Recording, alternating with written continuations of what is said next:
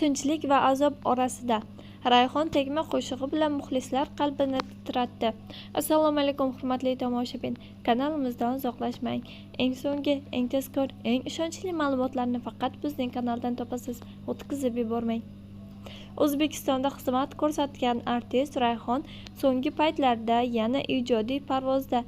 Mashhur xonanda bu gal muxlislariga samimiy va chuqur hissiyotlarga boy tegma qo'shig'ini taqdim etdi. Internetda tarqalgan lavhalarda Rayhon qizil rangli shinam xonani katta kresloda o'tirgan holda va royal oldida qo'shiq ijro etganini ko'rish mumkin. Qora libos, tiniq ovoz va nazarga yaqin yoshlarning erkinligi bular Rayhon ijrosini yanada ta'sirli qiladi. Uning sahnadagi qiyofasi va yuzdagi hissiyotlari qo'shiq so'zlaridagi og'riq, charchoq va umidsizlikni jonli yetkazadi. Tegma, charchaganman. Sen bergan azoblardan, deydi xonanda va bu jumla Rayhon ijodining mazmuniga aylanadi. Kadrlarda Rayhon birga kresloda o'tirgan holda, birda royal oldida, ba'zi paytlarda esa soat yonida turib qo'shiq aytayotganini ko'rish mumkin. Bu sahnalar uning qo'shig'iga ko'proq dramatizm va hayotdan olingan haqiqiy hissiyotni bag'ishlaydi. Aytish joiz, Rayhonning qo'shiq kuylash jarayonidagi har bir harakati, qo'shiqdagi har bir ovozi muxlislarni larzaga soladi. Balki unutarsan yoki bilgin qaytmayman, yurak urar toki degan satrlar har bir ayol qalbidagi ajin va charchoqni his ettirishga qodir.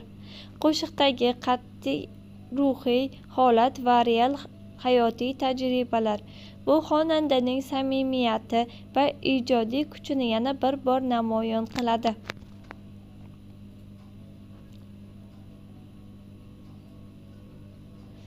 Rayhon bu qo'shiqda nafaqat o'z hissiyotlarini, balki har bir ayolning qalbida yashiringan charchoq va kuyunishni kuylaydi.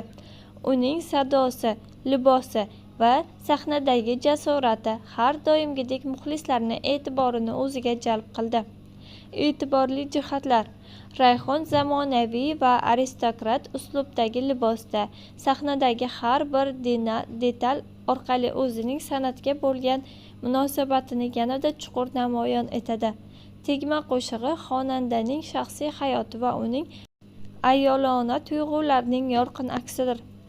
Kadrlardagi qizil devorlar, oltin rangdagi shamdan va tarixiy soat muhiti Rayhon ijrosiga romantik, biroz dramatik ruh bag'ishlaydi.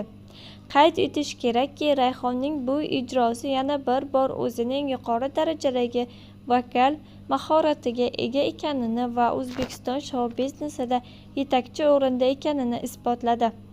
Xulosa o'rinda. Rayhonning tegma qo'shig'i faqat navbatdagi hit emas, balki muhabbat, g'am, sabr, qayta turishga da'vat.